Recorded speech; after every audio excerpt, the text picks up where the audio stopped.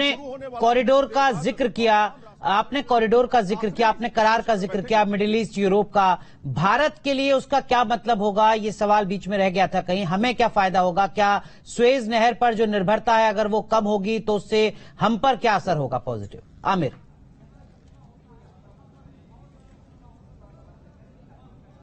देखिए भारत का इससे क्या फायदा होगा, नफा नुकसान क्या होगा, ये मैं आपको बताता हूं। पहला तो ये कि अगर व्यापार की बात अगर आप कर रहे हैं तो भारत और यूरोप के बीच में करीब 40% व्यापार जो है वो बढ़ जाएगा।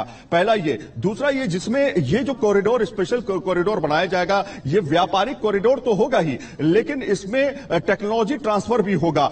टेक्नोलॉजी ट्रांसफर ऐसे कि तमाम देश ये समझे कि किस तरह से हम नेचुरल रिसोर्सेज से बेहतर भविष्य की परिकल्पना कर सकते हैं, पहली चीज। दूसरी चीज ये, चाहे वो रेल हो, बिजली हो, हाइड्रोजन पाइपलाइन हो या फिर डेटा हो, ये तमाम चीजें जो हैं इस कॉरिडोर का हिस्सा होंगी। इसमें निर्माण कार्य शुरू किया जाएगा, इंफ्रास्ट्रक्चर बिल्डअप होगा, रोजगार जनरेट किए जाएंगे। ऐसी तमाम चीजें जो है इस कॉरिडोर में मिलेगी। और खास बात यह कि ये तमाम देश जो है एक ज्वाइंट होकर के इसमें इनिशिएटिव में भाग लेंगे, यानी निवेश भी करेंगे। तो कहीं ना कहीं निवेश भी इससे बढ़ेगा, रोजगार भी बढ़ेगा, सस्टेनेबिलिटी जो है वो इससे इंप्रूवमेंट होगी। और खास तौर पे ये टारगेट आमिर आपको रोक रहे हैं, माफ कीजिए, खुशबू सीधी तस्वीरें देखिए पहुंच चुके हैं यहाँ पर जो बाइडेन। और कल भी ऐसी कुछ तस्वीर सामने आई थी जब इंतजार लंबा रहा था इनका, और देखिए आज भी इंतजार लंबा रहा है और यहाँ पर पहुंच चुके हैं जो बाइडेन। बिल्कुल, दरअसल में सब कुछ प्रोटोकॉल के मुताबिक होता है। मिनट टू मिनट कार्यक्रम तय होते हैं, किस तरीके से कौन डेलीगेट कितने बजे पहुंचेंगे, उसी को लेकर तमाम व्यवस्था की जाती है।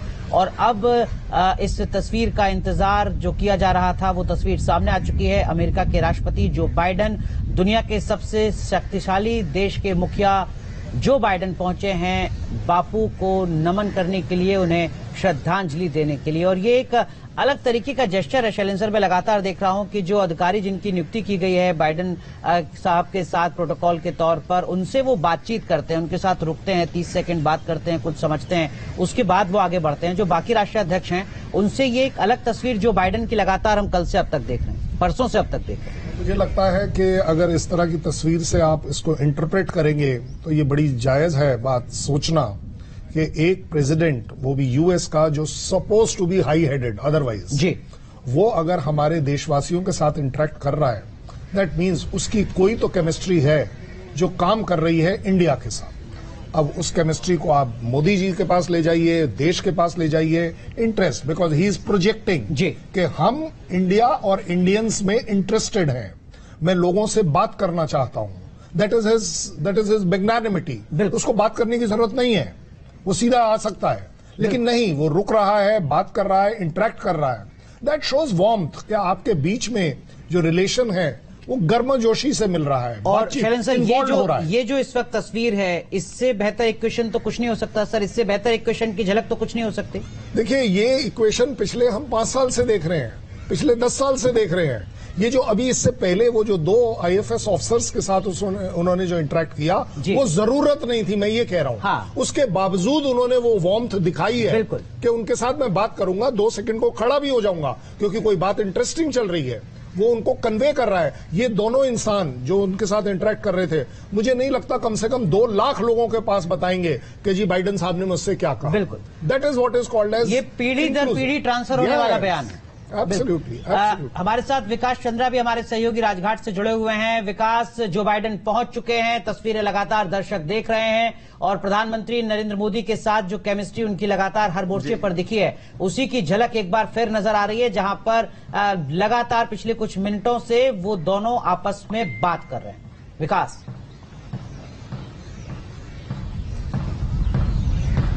जी, देखिए, पूरी दुनिया में प्रधानमंत्री नरेंद्र मोदी और जो बाइडेन की केमिस्ट्री की चर्चा है कि आखिर दोनों नेताओं में इतनी जमती कैसे है, अगर अपनी भाषा में कहें इतनी पटरी कैसे बैठती है। और यहाँ जो बाइडेन पहुंचे हैं किसी विलंब से नहीं पहुंचे हैं। आप देखें कि सबका टाइम तय है, जिस तरीके से और जिस टाइम पे भारत मंडपम को लोग कल पहुंचे थे, ठीक उसी तरीके से उन्हें राजघाट पर भी पहुंचना था। भारत मंडपम भी जो बाइडेन सबसे अंत में पहुंचे थे, उसी तरीके से यहाँ भी उनके लिए व्यवस्था की गई थी कि वो सबसे अंत में में आए।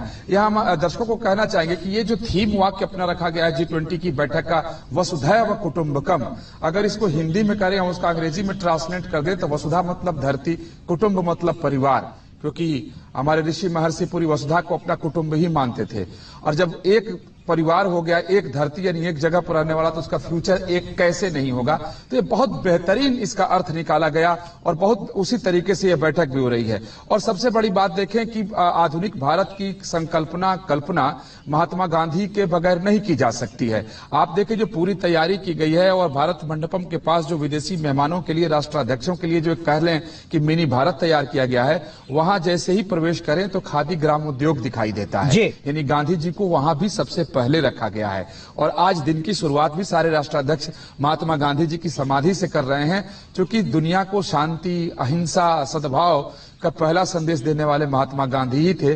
और भारत में जो हम लोग कहते हैं कि कथनी और करनी में अंतर नहीं होना चाहिए, तो इस G20 की बैठक में साफ दिख गया कि भारत की कथनी करनी में अंतर नहीं है और दुनिया इस बात को पहले से मानता भी है। तो ये बहुत बड़ा संदेश है बाइडेन का पहुंचना, महात्मा गांधी की समाधि पर इंटरेक्ट करना, बात करना। और यहाँ खादी के बारे में बताया जा रहा है, खादी के शॉल भी भेंट किए जा रहे हैं, बताया गया है। और आगे की तरफ बढ़े हैं और आगे ये पूरा कार्यक्रम चल रहा है। विकास, लौटेंगे आपके पास। यशपाल से मेरा सवाल ये है कि जिस तरह से लगातार जो बाइडेन और प्रधानमंत्री मोदी की केमिस्ट्री की बात हमने की है, जब से पीएम यहाँ पहुंचे हैं राष्ट्रपति, इससे पहले भी जब पीएम वहां पर भी गए, मुलाकात हुई, जो बॉडी लैंग्वेज है वो बहुत कुछ कहती है। और खास करके राजनीति में कहते हैं कि एक एक चीज के मायने होते हैं।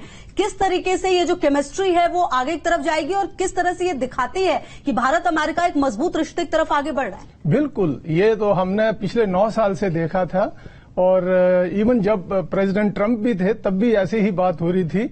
और हमने देखा कि इसका नतीजा, बल्कि मैं पीछे जाना चाहूंगा, जब से कभी उनकी तरफ से, अमेरिका की तरफ से तालबोत आते थे और हमारी तरफ से फॉरेन मिनिस्टर उस वक्त के जसवंत बातचीत करते थे, तब से ये अमेरिका और इंडिया की जो रिलेशनशिप है, ये तब से उसकी नींव रखने शुरू हो गई थी। फिर ये बात तो सबको मालूम है कि अमेरिका सबसे पुरानी डेमोक्रेसी और इंडिया सबसे बड़ी डेमोक्रेसी है। दोनों ने ये रियलाइज किया कि हमारे डिफरेंसेस हैं, लेकिन हम उन डिफरेंसेस को, एक दूसरे के डिफरेंसेस को समझें और उसके बावजूद जो भी चीजें हम कॉमन कर सकते हैं वो करें। उसके बाद दोनों देशों ने पीछे मुड़ के नहीं देखा है। जो अब हम केमिस्ट्री दोनों नेताओं के बीच में देख रहे हैं, प्राइम मिनिस्टर मोदी और प्रेसिडेंट बाइडेन के बीच में, ये अब इस बात का इशारा करती है कि दोनों देशों ने एक दूसरे को अच्छी तरह से समझ लिया है। दोनों ने देख लिया है कि डिफरेंसेस भले हों, हम जहां भी कोऑपरेट कर सकते हैं वहां कोऑपरेट करेंगे। अब हमारा कोऑपरेशन इस स्तर तक बढ़ गया है कि अब अमेरिका जैसे F414 जो जनरल इलेक्ट्रिक के जो फाइटर प्लेन बनाने के इंजन है, वो तक देने को तैयार हो गया है। अमेरिका बात कर रहा है क्रिटिकल टेक्नोलॉजीज की बात कर रहा है, अमेरिका सेमीकंडक्टर देने को में कोऑपरेशन की बात कर रहा है। तो इन सब बातों का एक ही इशारा है कि अब दोनों देश की जो रिलेशनशिप है वो बहुत गहरी हो गई है और वो बहुत तेजी के साथ आगे बढ़ती जा रही है। बिल्कुल। अमेरिका से हमारे साथ 2 खास मेहमान पूर्णिमा नाथ जी और दीपक वोरा साहब लगातार बने हुए हैं, उनसे भी थोड़ा समझने की कोशिश करते हैं। पूर्णिमा नाथ जी, जो बात अभी रक्षपाल सर ने कही, भारत और अमेरिका के बीच में जो ट्रस्ट डेफिसिट शायद कभी रहा होगा, वो ट्रस्ट डेफिसिट कम हो गया। यही उसकी एक झलक है कि वो टेक्नोलॉजी शेयरिंग जिस पर अब तक अमेरिका बात नहीं करता था, उस पर आगे बढ़ रहे हैं दोनों देश। किस लिहाज से आप देखते हैं इन फैसलों को और कैसे दोनों देशों के रिश्ते आगे बढ़ते नजर आते हैं आपको? देखिए, अभी China is a big thorn on अमेरिका's बैक। आप न्यूज अगर आप देखेंगे, थोड़ी दिन पहले भी आपने देखा होगा, यहाँ पे जो आईपी जो स्टोलन होता है, lot of professors, lot of Chinese officials connected to CCP are getting arrested यहाँ पे। तो आप ये इंडिया के साथ आप ये ऐसे सोच भी नहीं सकते हो कि इंडिया की गवर्नमेंट यहाँ पे इधर फ्रांस में या कई यूनाइटेड स्टेट्स में आईपी एड्रेस बोलते हैं, आईपी जो इंटेलेक्चुअल प्रॉपर्टीज होती है वो यहाँ से चुरा के वहां पे जाके बनाएंगे। ऐसा हमारे ना डीएनए में है, ना हिंदूज और इंडिया की एंशियंट एक जो इथोस है, सिविलाइजेशनल इथोस में ऐसा नहीं है। अब जो चाइना है, चाइना बन चुका है एक हथौन, तो उसको कंट्रोल करने के लिए कोई और एक चाहिए, वो है इंडिया। इंडिया क्यों? Because today India is the fifth largest economy, India is the largest populace country in the world.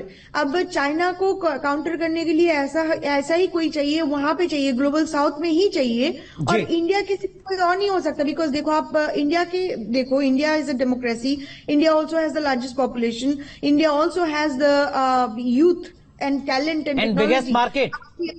आपको हिंदी नहीं सीखना पड़ेगा वहां पे बिजनेस करने के लिए, वहां पे आप इंग्लिश बोल सकते हो। तो बिजनेस करने के लिए जो आसानी से बिजनेस कर सकते हो वो इंडिया में हो सकता है। अब चाइना में तो आपको मैंडरिन सीखना पड़ता था ना, तो आप सब कुछ आप देख लो। तो India is a perfect counter for China, इसीलिए इंडिया को चूज करा गया है। But at the end of the day India also proved herself that she is capable of trust. और कोई कंट्री को ट्रस्ट कर सकते हो क्या? और कोई कंट्री टैलेंट दे सकता है, कोई टेक्नोलॉजी दे सकता है? दीपक बोरा साहब, क्या आपको लगता है कि ये रातों रात नहीं हुआ, एक लंबा सफर इसके लिए तय करना पड़ा है? क्योंकि यही वो सुपर पावर अमेरिका था जो आतंकवाद है इस धरती पर, इसको भी नकारता था, भारत की दलीलों को खारिज करता था।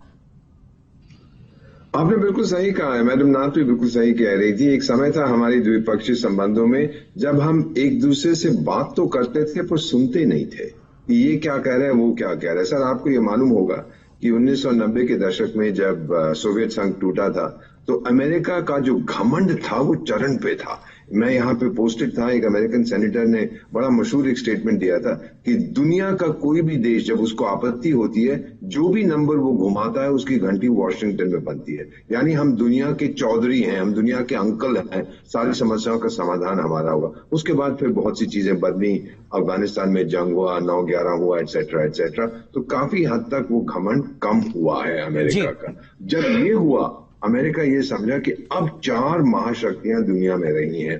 एक तो है अमेरिका खुद, रूस जो दूसरी है उसके साथ उसके संबंध ठीक नहीं है, चाइना जो तीसरी उसके साथ ठीक नहीं है, भारत चौथी महाशक्ति है। सर, ये फ्रांस और ब्रिटेन का मैं इनको ज्यादा महत्व नहीं देता। अगर ये यूएन सिक्योरिटी काउंसिल के परमानेंट मेंबर ना होते तो भूटान जितना महत्व होता इनका, कोई परवाह नहीं करता इनकी। नहीं, ऐसा भी नहीं है सर, इकोनॉमी के साइज से कम से कम तो लोग, सॉरी आप कुछ कह रहे थे? मैं कह रहा हूं सर, ऐसा भी नहीं है कम से कम इकोनॉमी के साइज से। 100% and political influence, military influence Bharat का आप देख रहे हैं। तो अमेरिका ने इस फैसला किया है कि अब मुझे भारत के साथ दोस्ती रखनी है, क्योंकि मैं सारी दुनिया के साथ भिड़ नहीं सकता, जैसे चीन इस वक्त तकरीबन सारी दुनिया के साथ भिड़ रहा है। तो अब ये अंडरस्टैंडिंग जब आई है, एक फिर नई रिलेशनशिप दोनों के बीच में हुई है। सर, इतना मैं कहूंगा, दोनों डेमोक्रेसीज हैं। मेरी 72 साल की उम्र है, 50 साल डिप्लोमेसी में हो गए। 1970s में, मैडम नाथ ये जानती होंगी, अमेरिका में एक रेवोल्यूशन आया था, जेंडर रेवोल्यूशन, और औरतों को जब दबाया रखा जाता था तो वो फिर उभर के आई थी। तो उस समय वर्जीनिया स्लिम्स एक सिगरेट बना था औरतों के लिए, बड़ा पतला सिगरेट होता था, और कवर पे एक महिला की फोटो थी सिगरेट पीते हुए, और उस पर जो कैप्शन था वो था, "You've come a long way, baby"। और मैं यही कहूंगा कि भारत और अमेरिका के जो संबंध है, "You've come a long way, baby"। बिल्कुल। दीपक सर, माफ कीजिए, आपको रोक रहा हूं सर। देखिए, इस वक्त तस्वीरें राजघाट से सामने आ रही हैं, और ये जो तस्वीरें हैं ये बहुत कुछ कहती हैं। दुनिया के सबसे बड़े लोकतंत्र के साथ, दुनिया के सबसे पुराने